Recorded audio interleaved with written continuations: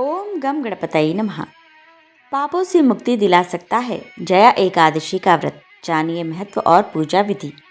माघ मास के शुक्ल पक्ष की एकादशी को जया एकादशी का व्रत किया जाता है। इस एकादशी को भीष्म एकादशी या भूमि एकादशी के नाम से भी जाना जाता है।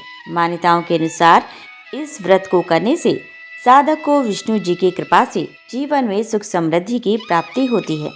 चलिए सुनते हैं जया एकादशी का महत्व और शुभ मुहूर्त। सनातन धर्म में एकादशी तिथि पूर्ण रूप से भगवान विष्णु की पूजा अर्चना के लिए समर्पित मानी गई है। इस दिन साधक व्रत और पूजा पाठ द्वारा भगवान विष्णु की विशेष कृपा प्राप्त कर सकते हैं। माघ माह की दूसरी एकादशी यानी जया एकादशी विशेष महत्व रखती है। ऐसे में आइए जानते हैं कि जया एकादशी का व्रत क्यों किया जाता है और इसे करने से क्या लाभ है। पौष माह के कृष्ण पक्ष की एकादशी तिथि 19 फरवरी को सुबह 8:49 पर हो रहा है। वहीं इस तिथि का समापन 20 फरवरी को सुबह 9:55 पर होगा। ऐसे में उदया तिथि के अनुसार जया एकादशी का व्रत 30 फरवरी दिन मंगलवार को किया जाएगा। पद्म पुराण के साथ साथ अन्य धार्मिक ग्रंथों में भी जया एकादशी का महत्व बताया गया है। इस व्रत के विषय में भगवान श्री कृष्ण ने युधिष्ठिर को बताया था कि यह व्रत करने से ब्रह्म हत्या जैसे पाप से भी मुक्ति मिल सकती है। यह भी माना जाता है कि जो साधक इस व्रत को पूरे श्रद्धा भाव से करता है उसे भूत प्रेत और पिशाच योनि की यात्राएं नहीं झेलनी पड़ती। धार्मिक मान्यताओं के अनुसार जया एकादशी का व्रत करने से साधक को विष्णु जी के साथ साथ धन की देवी लक्ष्मी जी की भी कृपा प्राप्त होती है, जिससे परिवार में सुख समृद्धि बनी रहती है। इसके साथ ही जया एकादशी का व्रत करने से पापों का अंत भी होता है। चलिए अब जान लेते हैं एकादशी की पूजा विधि।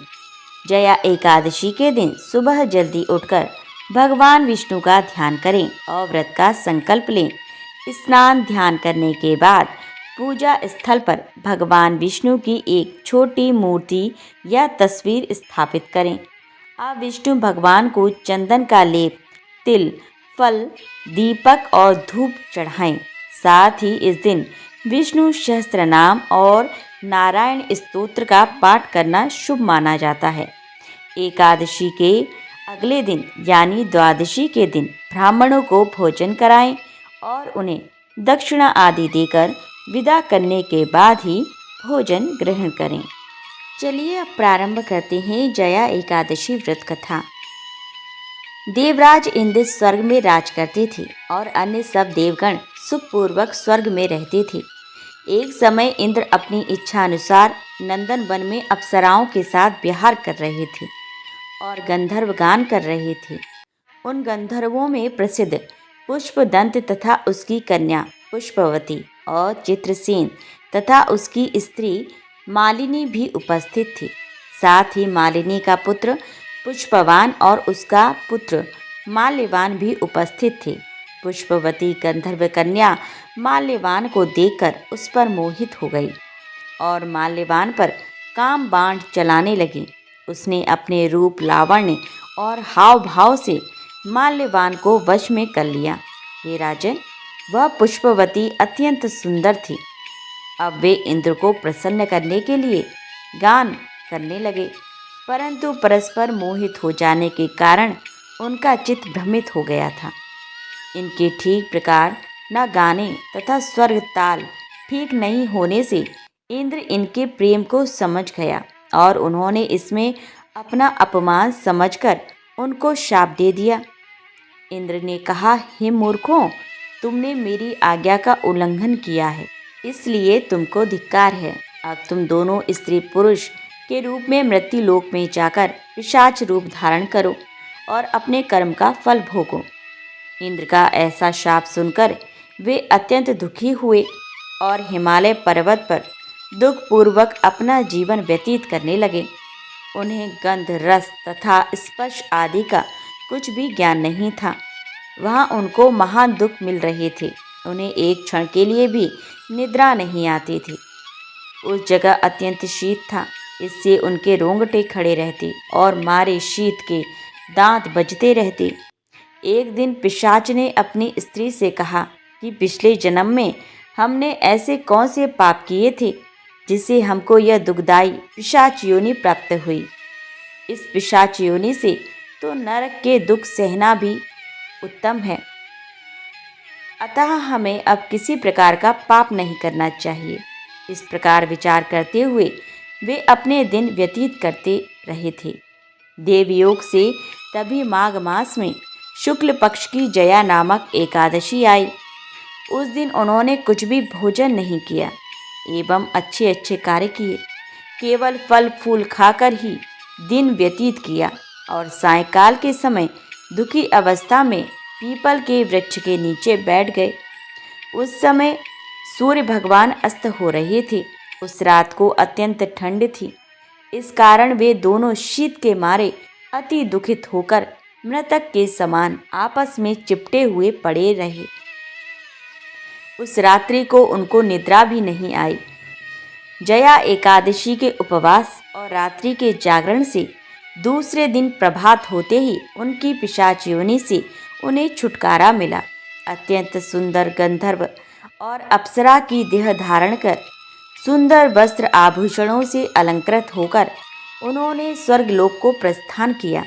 उस समय आकाश में देवता उनकी स्तुति करते हुए पुष्प वर्षा करने लगे। स्वर्गलोक में जाकर दोनों ने देवराज इंद्र को प्रणाम किया। देवराज इंद्र इनको पहले रूप में देखकर अत्यंत आश्चर्यचकित हुए एवं पूछने लगे कि तुमने अपनी यह पिशाच योनि से किस प्रकार छुटकारा पाया, अतः हमें यह सब बतलाइए। माल्यवान बोले, हे देवेंद्र, भगवान विष्णु की कृपा और जया एकादशी के व्रत के प्रभाव से ही हमारी पिशाच देह छूटी है। तब इंद्र बोले कि हे माल्यवान, भगवान की कृपा और एकादशी का व्रत करने से न केवल तुम्हारी पिशाच योनि छूट गई वरन हम लोगों के भी वंदनीय हो गए, क्योंकि विष्णु और शिव के भक्त हम लोगों के लिए वंदनीय हैं। अतः आप धन्य हैं। अब आप पुष्पवती के साथ जाकर विहार करो। श्री कृष्ण कहने लगे कि हे राजन, युधिष्ठिर, इस जया एकादशी के व्रत से बुरी योनि से भी मुक्ति मिल जाती है। जिस मनुष्य ने जया एकादशी का व्रत किया है उसने मानो सब यज्ञ जप दान आदि कर लिए। जो मनुष्य जया एकादशी का व्रत करते हैं वे अवश्य ही 1000 वर्ष तक स्वर्ग में वास करते हैं। एकादशी पर भूलकर भी ना करें यह 5 काम। एकादशी का व्रत रखना बहुत ही महत्वपूर्ण होता है। इसे सभी स्मार्त और वैष्णव जन तो रखते ही हैं। यदि आप भी एकादशी का व्रत रख रहे हैं तो उसके कुछ नियम हैं जिन्हें जान लें, और कुछ ऐसे कार्य हैं जिन्हें भूलकर भी एकादशी पर नहीं करना चाहिए। उन्हीं कार्यों में से 5 कार्य ऐसे हैं जिन्हें याद रखना चाहिए, तभी एकादशी का फल प्राप्त होता है। नंबर 1, एकादशी के दिन चावल और पान नहीं खाना चाहिए। चावल खाना पाप है और पान खाने से रजोगुण की प्रवृत्ति बढ़ती है। दूसरा, एकादशी के दिन तुलसी के पौधे में जल अर्पित नहीं करना चाहिए, क्योंकि इस दिन तुलसी माता भी व्रत रखती हैं। तीसरा, इस दिन मन, वचन और कर्म से कोई भी बुरे कार्य नहीं करना चाहिए। चुगली करने से मान सम्मान में कमी आती है। चौथा, इस दिन बिस्तर पर नहीं सोना चाहिए और दिन में तथा शाम को नहीं सोना चाहिए। नंबर 5, इस दिन शारीरिक संबंध नहीं बनाना चाहिए। आज की वीडियो यहीं संपन्न होती है। आपको हमारे द्वारा दी गई जानकारी कैसी लगी? यदि अच्छी लगी हो तो वीडियो को लाइक करना बिल्कुल भी ना भूलें। यदि आप हमारे चैनल पर नए हैं तो हमारे चैनल को सब्सक्राइब अवश्य कर लें, ताकि इसी प्रकार के वीडियो आपको देखने को मिलते रहें। सब्सक्राइब बटन के आई बेल बटन को अवश्य प्रेस कर दें ताकि हमारे आने वाले नए वीडियो के नोटिफिकेशन आप तक पहुंचते रहें। पूरा वीडियो वॉच करने के लिए धन्यवाद।